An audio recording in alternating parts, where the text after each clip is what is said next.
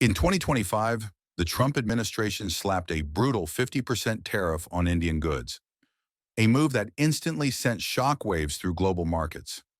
At first, it seemed like just another headline in the endless noise of global politics. But then came the silence from India, calm, deliberate, unsettling.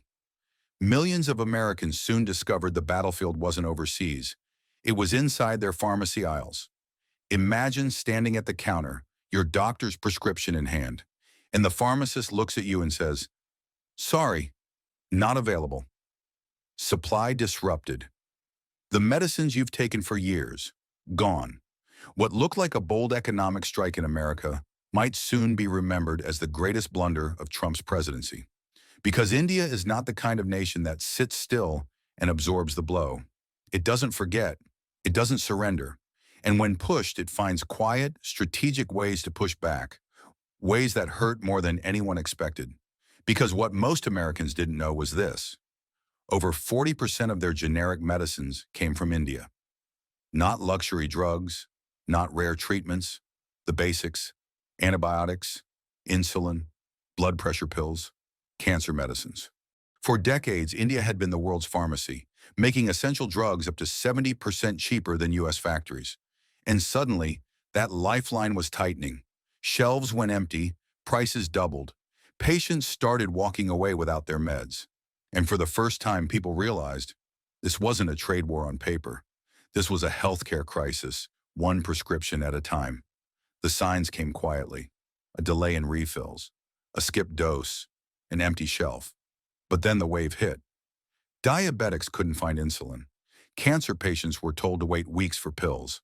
An elderly man in Texas saw his heart medication jump from $28 to $91 in a month. His explanation? A simple slip. Drug unavailable. Imported supply disrupted, no warning, no hotline, just the cruel math between his pills and his rent. And he wasn't alone. Across Chicago, Dallas, Miami, patients started splitting pills, skipping doses, or giving up entirely. Not because they wanted to, because survival had been priced out. This wasn't about inconvenience. This was about breath, heartbeat, survival. And none of them had a vote in tariff negotiations. They didn't sit at trade tables. They didn't draft memos. Yet here they were, caught in the crossfire. This wasn't just about economics anymore. It was about humanity. The world expected India to scream back, to hold dramatic press conferences, to protest loudly. But New Delhi didn't raise its voice. Instead, it moved in silence. Production tightened, shipments delayed, supplies rerouted. No ban was needed, no threats made. Just a quiet squeeze. Because India knew the truth. Without its generic medicines, America's healthcare would stumble.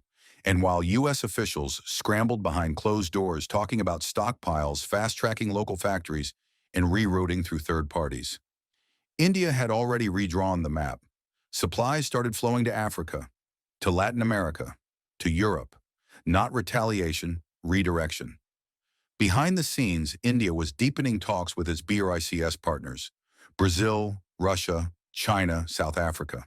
Together, they began shaping what some now call a medicine belt, a coalition not just about trade, but about rewriting access, prioritizing emerging economies over the United States. For decades, Washington had pushed India to produce cheap drugs. It lowered American insurance costs. It kept co-pays manageable. It propped up an expensive system. But now the same leverage America helped build was being used elsewhere. And for the first time, Americans faced the irony.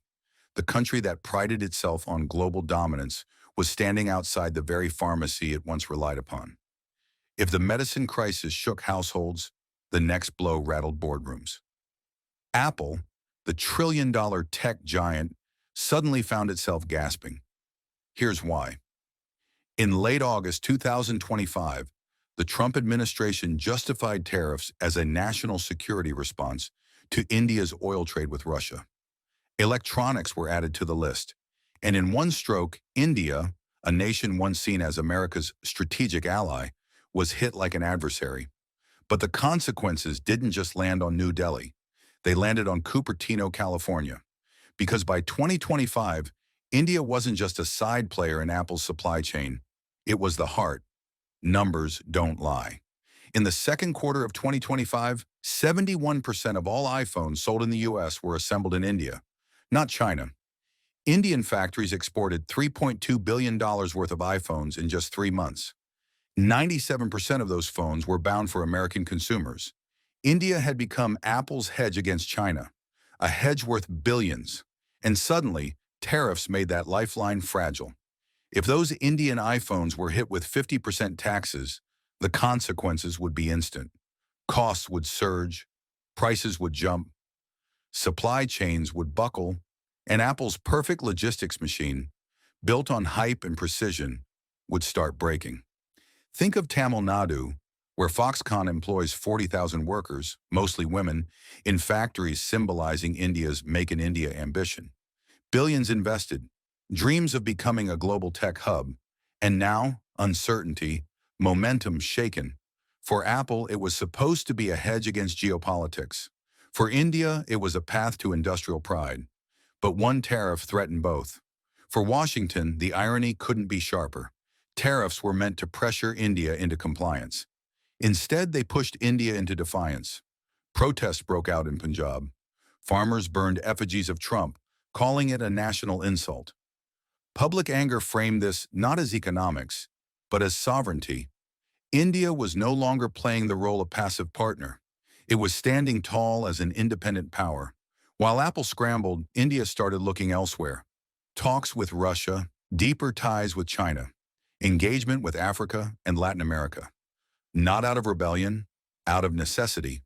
Global trade lanes were shifting, and for the first time in decades, the U.S. was not at the center.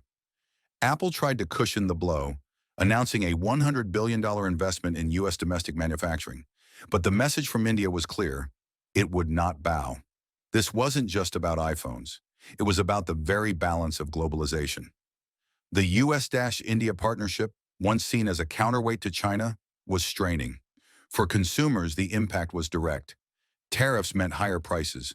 What once felt like luxury now risked becoming unreachable. For global politics, the shift was undeniable. India wasn't leaning west or east. It was carving its own identity, a multipolar world where India stood as a pillar. Step back and the picture sharpens. On one side, America faces medicine shortages, tech supply shocks, and rising prices. On the other side, India is silent but steady, redirecting trade, forging alliances, asserting independence. What began as tariffs is now a test of power. Who controls survival? Who sets the terms of trade? At the core of this story are two truths. The ordinary American, counting pills at the pharmacy, bargaining with survival. The global boardroom, watching Apple struggle to balance supply chains against politics. Both reveal the same lesson. Trade wars are never just numbers. They're about people. They're about nations. They're about dignity. India has shown something extraordinary. It didn't shout. It didn't threaten. It acted quietly, strategically, deliberately. By doing so, it revealed the fragility of systems once thought unshakable. America's healthcare, America's tech sector, even Apple's empire. And through it all, India's message was clear. It is no longer a junior partner. It is a power in its own right. So the question isn't about tariffs anymore. It's about the future. Will this crisis be remembered as the moment America realized its vulnerabilities? Or will history mark it as the moment India stood tall and rewrote the rules of global trade? In the end, medicines and iPhones may look like products, but they are symbols of survival, of pride, of sovereignty. India has proven it can bend the global system without firing a shot. The world is watching. Will this be remembered as a show of strength or the biggest blunder of Trump's presidency? We'll leave that for you to decide. And if you want more stories that uncover the truth behind global power shifts, don't forget to subscribe.